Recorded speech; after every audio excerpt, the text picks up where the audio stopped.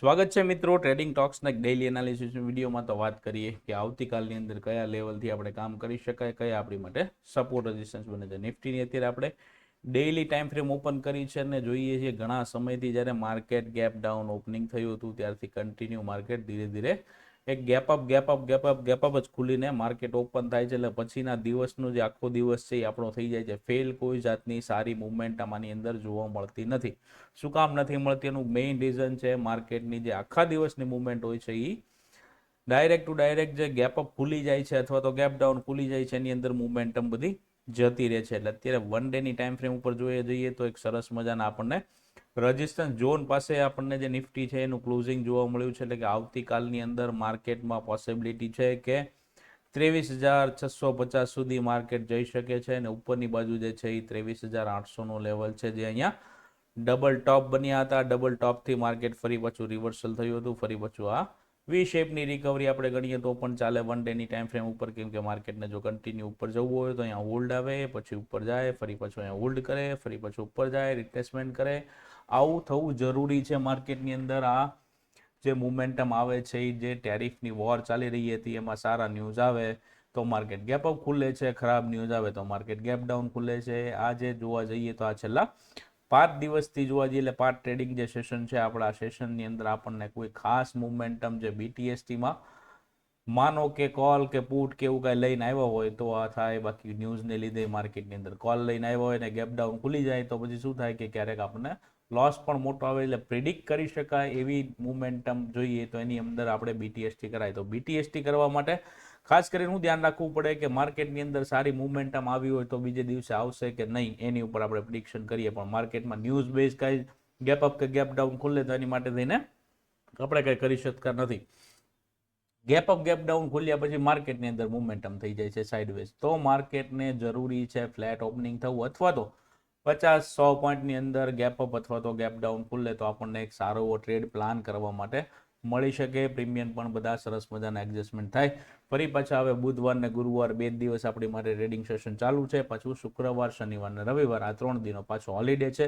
એટલે આ મહિનાની અંદર જુઓ તો મિત્રો 3 થી 4 રજાઓ આપણને મળી છે. એટલે આપણા જે ટ્રેડિંગ સેશન છે એ બધા કપાઈ ગયા છે. પ્લસ જે પ્રીમિયમ હોય છે પ્રીમિયમ પણ વધારે પડતા ડીકે થઈ જાય એટલે કોઈ મુમેન્ટમ સારી જોવા મળતી નથી. માર્કેટ સાઇડવેઝ થઈ જાય એટલે પ્રીમિયમ બધા ડીકે થવા માંડે છે.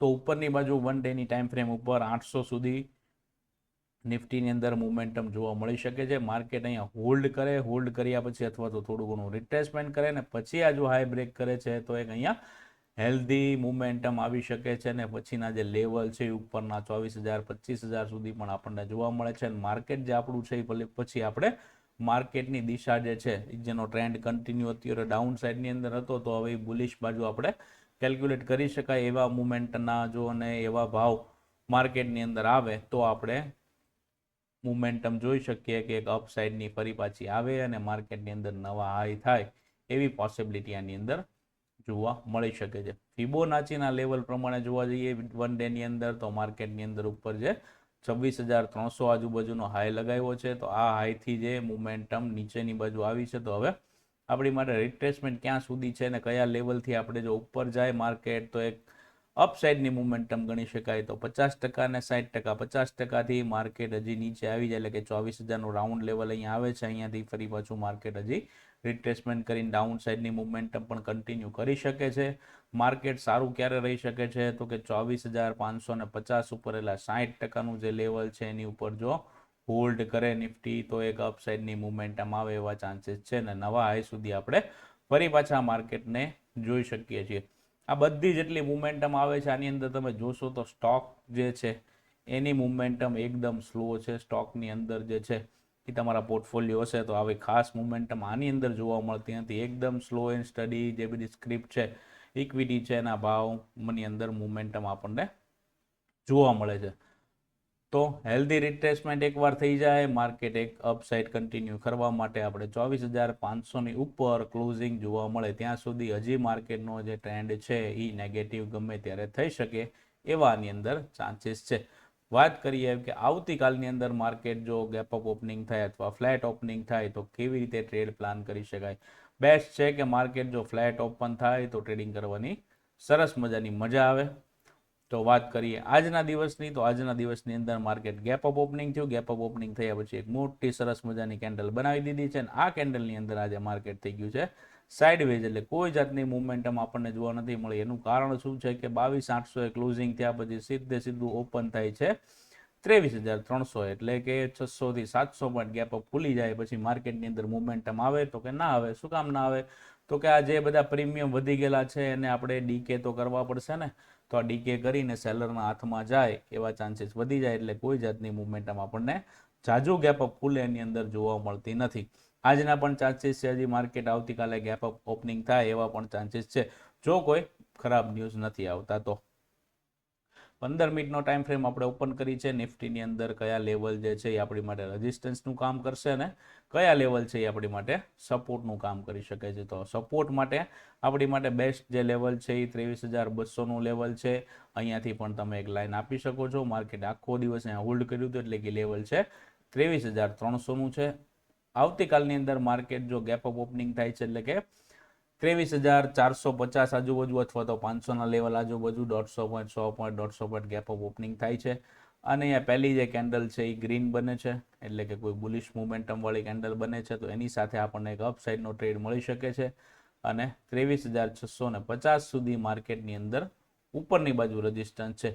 પછીની વાત કરીએ તો 23,650 થી માર્કેટ હોલ્ડ કરીને ફરી પાછું ઉપર જાય છે, તો ઉપરની બાજુના લેવલ છે 23,800 સુધી આપણને જોવા મળી શકે છે. પણ માર્કેટને કન્ટિન્યુ કેવું કરવું પડશે, અથવા તો ફ્લેટ ઓપનિંગ થાય છે અને પછી આ જો હાઈ બ્રેક કરે છે, તો અહીંયા જે મોમેન્ટમ આવશે એ સુપર મોમેન્ટમ આવી શકે છે. માર્કેટનું ઓપનિંગ ફ્લેટ થવું ખૂબ જ જરૂરી છે. 25, 50, 100 પોઈન્ટની અંદર જો માર્કેટ ઓપન થઈ જાય ને પછી આ જો હાઈ બ્રેક કરે છે, તો એક સરસ મજાની અહીંયા મોમેન્ટમ આપણને જોવા મળી શકે છે. કન્ટિન્યુ પછી માર્કેટ ઉપરની બાજુ પણ જઈ શકે છે. માર્કેટ નીચેની બાજુ આપણે ક્યારે વિચારવાનું છે કે નીચેની બાજુનો ટ્રેડ પ્લાન કરાય, તો કયા લેવલ આજુબાજુથી આપણને સેફ પ્લાન મળી શકે છે, તો કે આ રેન્જ જે છે 23,300ની આ રેન્જની નીચે જાય છે તો સીધું આપણને એક 100 પોઈન્ટની મુવમેન્ટમ ડાઉન સાઈડની અંદર જોવા મળી શકે છે. અને આ જો નીચેની બાજુ 200નું લેવલ બ્રેક કરે છે અને સસ્ટેન કરી જાય છે, તો નીચેની બાજુ જે છે એ આપણને 400 થી 500 પોઈન્ટની આ જે મુવમેન્ટમ છે અહીંયાની એ મોમેન્ટમ આપણને, એટલે કે ગેપ જે પડ્યો છે એ ગેપ ફિલ થઈ શકે એવા ચાન્સીસ છે. પણ 23,200ની નીચે માર્કેટ હોલ્ડ કરે છે. 23,000ના લેવલ સુધી માર્કેટ આવી જાય છે. 23,000નું જે રાઉન્ડ લેવલ છે જો ત્યાંથી સપોર્ટ લઈ લે છે, તો નીચેની જે 100 થી 150 પોઈન્ટની મુવમેન્ટમ છે એ ન મળી શકે અને 23,000થી ફરી પાછું માર્કેટ જે છે એ સપોર્ટ લઈને ઉપર જઈ શકે છે. પણ એવા ચાન્સીસ ખૂબ જ ઓછા છે માર્કેટની અંદર. કદાચ જો ડાઉન સાઈડની મુવમેન્ટમ આવે તો ડાઉન સાઈડની લેવલ છે એ ધ્યાનમાં રાખજો. 23,300, 23,200 આ બે લેવલ છે, એ બે લેવલની નીચે રહે છે તો ફિલ કરી શકે એવા પણ આની અંદર ચાન્સીસ બની શકે છે. ઉપરની બાજુ જે છે એ 430 થી 450નું લેવલ છે. આ લેવલની ઉપર જો માર્કેટ હોલ્ડ કરે છે તો 650 સુધી આપણને એક ટાર્ગેટ મળી શકે છે. માર્કેટ ફ્લેટ ઓપનિંગ થાય છે અને ડે હાઈ બ્રેક કરે છે આજનો, તો એક અપસાઇડની મુવમેન્ટમ આપણને કન્ટિન્યુ સારી મળી શકે છે. ગેપ અપ ખુલી જાય છે 450 આજુબાજુ, તો વેઇટ એન્ડ વોચ કરવાનો. એક બે કેન્ડલની રાહ જોયા પછી જો હાઈ બ્રેક કરે છે તો એક અપસાઇડની મુવમેન્ટમ નિફ્ટીની અંદર પણ જોવા મળી શકે છે. તો બંને બાજુની વાત થઈ ગઈ કે ગેપ ડાઉન ખુલે તો કયા લેવલ આપણી માટે સપોર્ટના છે અને ગેપ અપ ખુલે છે તો ક્યાં સુધી આપણને રેઝિસ્ટન્સ મળી શકે છે. વાત કરીએ બેંક નિફ્ટીની અંદર, બેંક નિફ્ટી અંદર ખૂબ જ સરસ મજાનું કામ થઈ ગયું છે. જે લાસ્ટ વિડીયોની અંદર વાત કરી હતી કે 52,000નું જે લેવલ છે એ 52,000 ઉપર જ જો માર્કેટ ઓપન થાય છે તો પછી આપણને કોઈ ખાસ મોમેન્ટમ જોવા મળતી નથી. બેંક નિફ્ટીની થોડી સ્ટ્રોંગ છે, એનું કારણ આજે HDFC અને એક્સિસ બેંક હતી ખૂબ જ સ્ટ્રોંગ ચાલતી હતી, એટલે કન્ટિન્યુ આની અંદર સ્લો એન્ડ સ્ટડી મુવમેન્ટમ જોવા મળી છે. પણ પ્રીમિયમની વાત કરીએ તો પ્રીમિયમ એકદમ સ્લો ચાલતા હતા, ખાસ કોઈ મુવમેન્ટમ આની અંદર જોવા નથી મળી. ક્લોઝિંગ પણ સરસ મજાનું 52,400 આજુબાજુ થયું છે. અને આ 1 ડેની ટાઈમ ફ્રેમની એક જે ટ્રેન્ડ લાઇન ઉપરથી આવે છે એ રેઝિસ્ટન્સનું કામ કરી શકે છે. તો આપણે 1 ડેની ટાઈમ ફ્રેમ ઉપર વાત કરીએ તો 1 ડેની ટાઈમ ફ્રેમના સપોર્ટ રેઝિસ્ટન્સ જોઈએ તો આવે નિયર બાય છે આપણો કે જાજો 2,000 પોઈન્ટ આગો છે આપણો જે ઓલ ટાઈમ હાઈ છે બેંક નિફ્ટીની અંદર. તો બેંક નિફ્ટીની અંદર મોમેન્ટમ જે છે એ કન્ટિન્યુ રહી શકે છે. બેંક નિફ્ટી તો સરસ મજાના લેવલ બનાવી અહીંયા હોલ્ડ કરીને એક તૈયારીમાં જતી, પણ જે ટેરિફની વોર ચાલુ થઈ ગઈ એટલે પાછું નીચે આંટો મારવા આવવું પડ્યું હતું બેંક નિફ્ટીને. ફરી પાછું એ આંટો મારીને ઉપર જવાની તૈયારી થઈ ગઈ છે, એટલે એક અહીંયા રેઝિસ્ટન્સ મળી શકે છે. ઉપરની બાજુ જે લેવલ આવે છે એ 52,700 થી લઈને 52,800નું લેવલ છે. જો આ ટ્રેન્ડ લાઇનની ઉપર 1 ડેની ટાઈમ ફ્રેમમાં ક્લોઝિંગ જોવા મળે છે તો એક સારી એવી મોમેન્ટમ ઉપરની બાજુ જોવા મળી શકે છે. ઉપરના જે લેવલ છે એ 53,500 છે, 54,000નું લેવલ છે, 54,500 ને ક્રોસ કરે છે તો નવો ઓલ ટાઈમ હાઈ બેંક નિફ્ટીની અંદર આપણને જોવા મળી શકે છે. બેન્કિંગ સેક્ટર ખૂબ જ સરસ છે. બેન્કિંગ સેક્ટરને કોઈ જ જાતની કોઈ ન્યૂઝની ઇફેક્ટ જાજી જોવા મળી નથી. માર્કેટની અસર ખાલી જોવા મળી છે, બાકી ન્યૂઝની અસર IT sector, auto sector, pharma sector આ બધા સેક્ટર ઉપર ટેરિફ વોરની અસર થોડી જોવા વધારે મળી હતી, એટલે બેંક નિફ્ટી વધારે સ્ટ્રોંગ છે. તો બેંક નિફ્ટીની અંદર કામ કરે છે જે લોકો, તો એની અંદર ખાસ કરીને યાદ રાખજો કે બેંક નિફ્ટી થોડી સ્ટ્રોંગ છે નિફ્ટીની કમ્પેરમાં.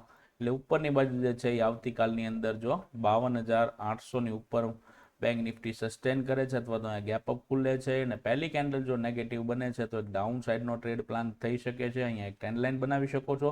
નીચેની બાજુ ફરી પાછો સપોર્ટ લઈ શકે છે. માર્કેટનો અત્યારનો ટ્રેન્ડ જોવા જઈએ શોર્ટ ટાઈમ પૂરતો તો કેવો છે, અપ સાઇડનો ટ્રેન્ડ છે. તો નીચેની બાજુ જ્યારે સપોર્ટ આપણને મળે તો અહીંયાથી આપણે એક ટ્રેડ સરસ મજાનો ફરીથી પ્લાન કરી શકાય.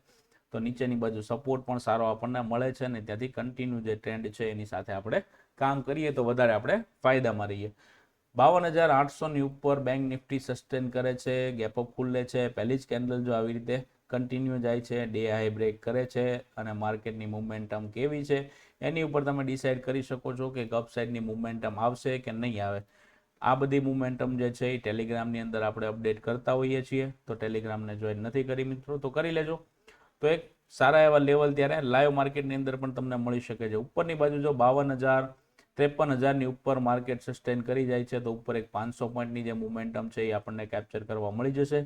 52,800 ઉપર કન્ટિન્યુ માર્કેટ ઉપર રહી શકે છે. એટલે એવો મતલબ એવો નથી કે પહેલી ને બીજી બે કેન્ડલમાં 53,500 ઉડી જાય, માર્કેટ ધીરે ધીરે ઉપર નીચે કરતું જઈ શકે છે. સ્વિંગને ખાસ ધ્યાનમાં રાખવાના છે. આ સ્વિંગ જે છે એ આપણી માટે સપોર્ટનું કામ કરતા હોય છે. એટલે માર્કેટની અંદર જે છે એ મુવમેન્ટમ આપણે સારી એવી કેપ્ચર કરી શકાય છે. 53,500ની ઉપર જશે તો 54,000નું રાઉન્ડ લેવલ છે એ 500 પોઈન્ટના આપણને સરસ મજાના ગેપ છે એ આપણને જોવા મળી શકે છે. ટાર્ગેટ સારા એવા અચીવ થઈ શકે છે. બેંક નિફ્ટીની વાત કરીએ તો નીચેની બાજુ જે છે એ ક્યાં સુધી આપણે રાહ જોવી જોઈએ કે ક્યાં સુધી ફરી પાછું જે ટ્રેન્ડ છે એ નીચેની બાજુ કન્વર્ટ થાય એવી આશા રાખી શકાય. તો કે 52,000નું જે લેવલ છે આ 52,000ના લેવલની નીચે જો સસ્ટેન કરે છે તો આ ગેપ જે છે એ ફિલ કરી શકે છે. ફરી પાછું નીચેની બાજુ છે અહીંયાથી એક ટ્રેન્ડ લાઇન છે એનો સપોર્ટ પણ લઈ શકે છે. એટલે કે આ રેન્જની આજુબાજુ આવે તો ફરી પાછું 51,200 આજુબાજુ સપોર્ટ મળી શકે છે. પણ 52,000ની નીચે જાય તો જ તે ડાઉન સાઇડની અંદર આપણને એક સરસ મજાનો ગેપ ફિલનો ટાર્ગેટ પ્લાન કરી શકાય છે. ત્યાં સુધી વેઇટ એન્ડ વોચ કરવાની છે. બેંક નિફ્ટીની અંદર માર્કેટ આ રેન્જની વચ્ચે હોલ્ડ કરે છે તો કાલના દિવસમાં હજી પણ સાઇડવેઝ રહે એવા આની અંદર ચાન્સીસ બની શકે છે. ઉપરની બાજુના સરસ મજાના ટાર્ગેટ છે બેંક નિફ્ટીમાં. ડાઉન સાઇડની વાત કરીએ તો જ્યાં સુધી ટ્રેન્ડ પોઝિટિવ છે ત્યાં સુધી માર્કેટની સાથે રહીએ તો વધારે મજા આવે. મળીએ છીએ ફરી પાછા એક નેક્સ્ટ એનાલિસિસ વિડીયોમાં. ત્યાં સુધી જય હિન્દ, જય ભારત. વિડીયો મિત્રો ગમ્યો છે તો લાઇક કરી દેજો, કમેન્ટ કરજો, મિત્રો સાથે શેર કરી દેજો અને ટેલિગ્રામમાં જોડાયેલા નથી તો લિંક આપેલી છે ડિસ્ક્રિપ્શનમાં, જોડાઈ જજો. મળીએ છીએ મિત્રો, આવજો.